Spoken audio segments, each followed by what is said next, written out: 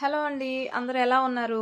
నేను మీ Swathi. Welcome to our channel Leo cake house. ఈరోజైతే మనకు ఒక ఆర్డర్ వచ్చింది. ఈ ఆర్డర్ అయితే మనకి కస్టమరే కస్టమైజ్ చేసుకున్నారండి. కాకపోతే నాకొచ్చిన ఆర్డర్స్ ఎప్పుడూ కూడాను మాకు ఈ రిఫరెన్స్ పిక్ పంపించి ఇలా కావాలి అని చెప్తారు. లేదంటే ఈ కలర్ కావాలి అని చెప్తారు. కాకపోతే ఈ కస్టమర్ ఏంటంటే చాలా డిఫరెంట్ అండి. మొత్తం తనే డ్రా చేసుకుంది. డ్రా చేసుకొని వచ్చి మాకు ఇలా కావాలి, ఈ టాపర్స్ ఇక్కడ కావాలి ఇలా అని చెప్పి మొత్తం 1.5 kgలో 2 టైర్ కేక్ అయితే చెప్పారు. ఇక్కడ పక్కన నేను డిస్ప్లేలో చూపించాను కదా ఫోటో, తను డ్రా చేసుకొని వచ్చిన ఫోటో అండి అది. నాకైతే చాలా ఫన్నీగా అనిపించింది. బట్ చాలా క్లారిటీతో వచ్చింది ఆ కస్టమర్ అయితే మాత్రం. నాకు చాలా హ్యాపీ అనిపించింది కూడా. నెక్స్ట్ ఇక్కడ వాళ్ళు కింద టైర్ అయితే నాకు గ్రే కలర్లో కావాలని చెప్పారు. సో గ్రే కలర్ కోసం అని చెప్పి విప్పింగ్ క్రీమ్లో నేను ఒక 2 డ్రాప్స్ అయితే బ్లాక్ కలర్ వేసుకున్నాను. సో బాగా మిక్స్ చేసుకుంటే మనకి ఇలా గ్రే కలర్ అనేది వస్తుంది. మనం ఎప్పుడైనా కలర్ మిక్స్ చేసుకునేటప్పుడు అది కూడా లైట్ కలర్స్ మిక్స్ చేస్తున్నాము అని అంటే మనం ఒక్కొక్క డ్రాప్ వేసుకుంటూ మిక్స్ చేసుకోవాలి. అప్పుడు మనకి కలర్ అనేది అడ్జస్ట్ అవుతుంది. లేదు మనం ఎక్కువ కలర్ అనేది యాడ్ చేసేసాం అనుకోండి, తర్వాత అది లైట్ కలర్ అవ్వడం చాలా కష్టమైపోతుంది. కాకపోతే లైట్ కలర్ని మనం డార్క్ కలర్ చేయగలం. కానీ కలర్స్ మిక్స్ చేసుకునేటప్పుడు మాత్రం మనం ఒక్కొక్క డ్రాప్ని మిక్స్ చేసుకుంటూనే మనం మిక్స్ చేసుకోవాలి. అలా మిక్స్ చేసుకుంటే మనకి కలర్ అనేది కరెక్ట్గా వస్తుంది. నెక్స్ట్ ఇక్కడ నేను ఏ ఫ్లేవర్ చేస్తాను, ఏం ఫిల్లింగ్స్ ఇచ్చాను అనేది ఇంకా చెప్పలేదు కదా.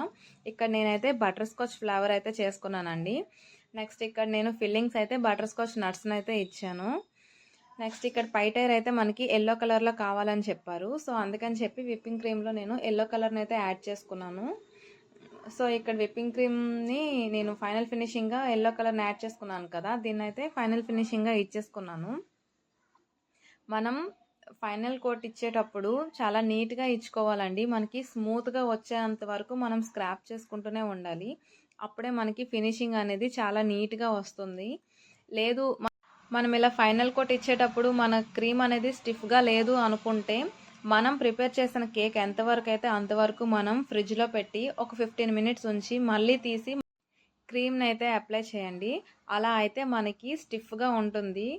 మనం అప్లై చేసిన క్రీమ్ కూడా చాలా పర్ఫెక్ట్గా వస్తుందండి. లేదు అలా మనం మెల్ట్ అవుతున్న క్రీమ్తోనే మనం ఫినిషింగ్ ఇచ్చేస్తాము అని అంటే అస్సలు అవ్వదు. ఉన్న క్రీమ్ కూడా మెల్ట్ అయిపోతుంది. నెక్స్ట్ ఫినిషింగ్ అనేది నీట్గా రాదు. ఎంత చేసినా సరే మనకి టైం వేస్ట్ అవుతుంది తప్ప ఫైనల్ ఫినిషింగ్ అనేది పర్ఫెక్ట్గా రాదు. సో అందుకని చెప్పి మీకు క్రీమ్ మెల్ట్ అయ్యింది అంటే మాత్రం మీరు కన్ఫామ్గా ఫ్రిడ్జ్లో అయితే పెట్టుకోండి. ఫ్రిడ్జ్లో పెట్టి ఒక 15 మినిట్స్ తర్వాత తీసి మళ్ళీ కేక్ అనేది ప్రిపేర్ చేయండి. అలా చేసినట్లుగా అయితే మీకు నీట్ ఫినిషింగ్ అనేది వస్తుంది. నెక్స్ట్ లుక్ వైజ్ కూడా చాలా పర్ఫెక్ట్గా కనిపిస్తుందండి.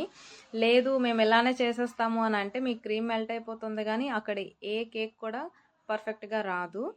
సో ఇక్కడ చూసారా ఇలా పర్ఫెక్ట్గా అయితే వచ్చింది. ఇక్కడ మన కస్టమర్ ఏం చెప్పారంటే ఎల్లో కలర్ పైన వాళ్ళకి ఫొటోస్ కావాలని చెప్పారు. బట్ ఆ ఫొటోస్ వీడియోలో రివీల్ చేయొద్దని చెప్పేశారండి. సో కస్టమర్ అలా చెప్పేశాక ఇంకా మనం ఫొటోస్ అనేవి బయటికి చూపించలేము కదా. సో అందుకని నేను ఫొటోస్ అయితే హైడ్ చేసేస్తున్నాను.